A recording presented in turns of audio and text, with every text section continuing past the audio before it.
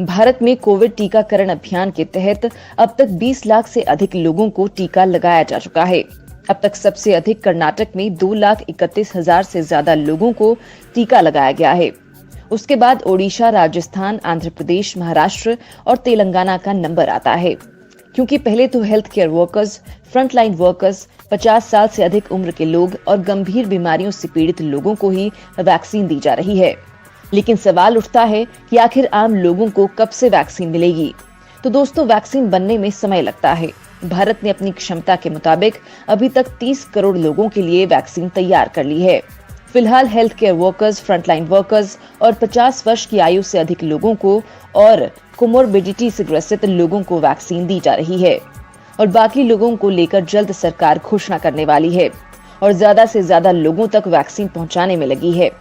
पहले चरण में फ्रंटलाइन वर्कर्स को दी जा रही है, जिसके बाद कई वैक्सीनेशन सेंटर बनाकर वॉक इन वैक्सीनेशन की प्रक्रिया शुरू कर सकती है। क्या वैक्सीन लगते ही कोरोना खत्म हो जाएगा?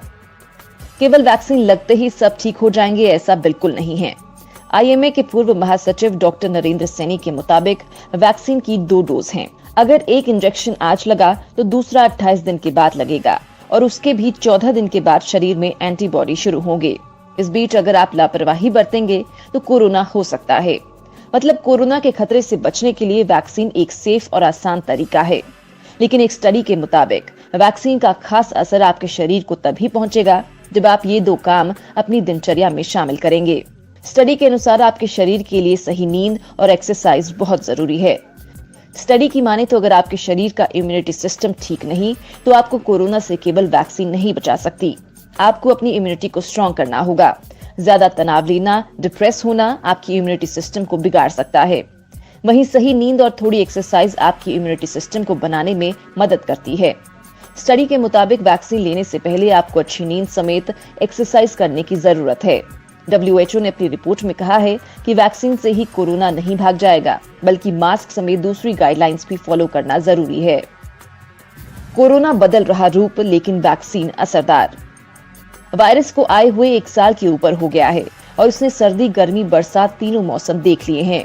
बड़ी बात यह है कि किसी भी देश में मौसम की वजह से वायरस में बदलाव नहीं आया है। ये वायरस कब कौन सा रूप लेगा हम कुछ नहीं कह सकते हैं। यूके में नया वायरस सामने आ चुका है, जो पिछले वाले वायरस की तुलना में ज्यादा तेजी से फैल रहा है।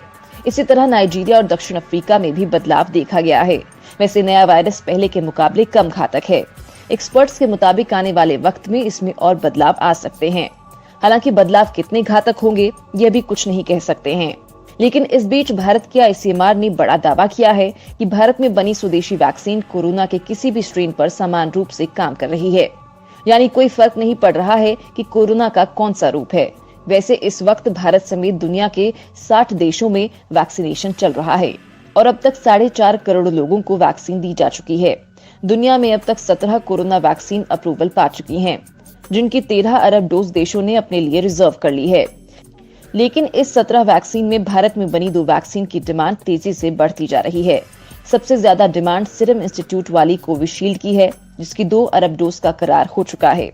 फिलहाल ये वैक्सीन भारत और भारत के पड़ोसी देशों के अलावा यूरोपीय यूनियन, अमेरिका समेत कई देशों में लग रही है।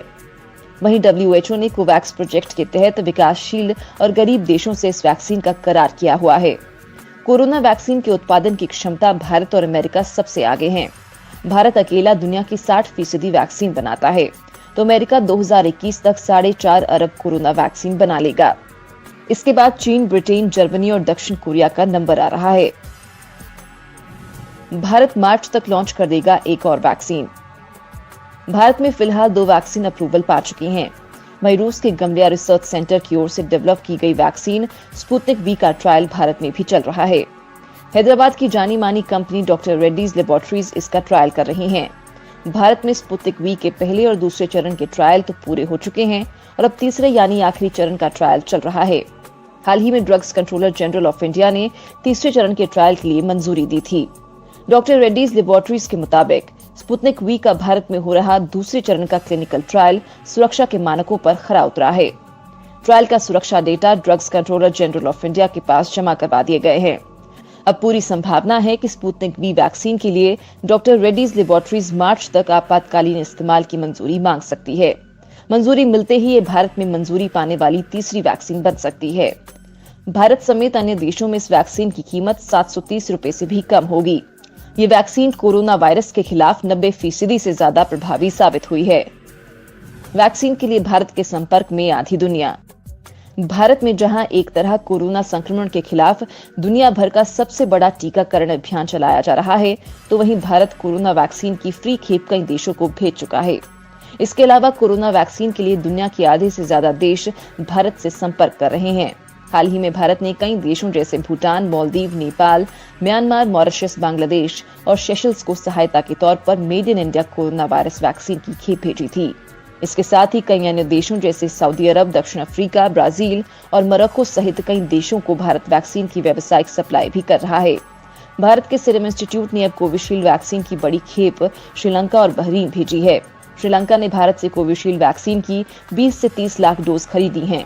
वहीं भारत ने कोरोना वैक्सीन की फ्री खेप भी भेजी है।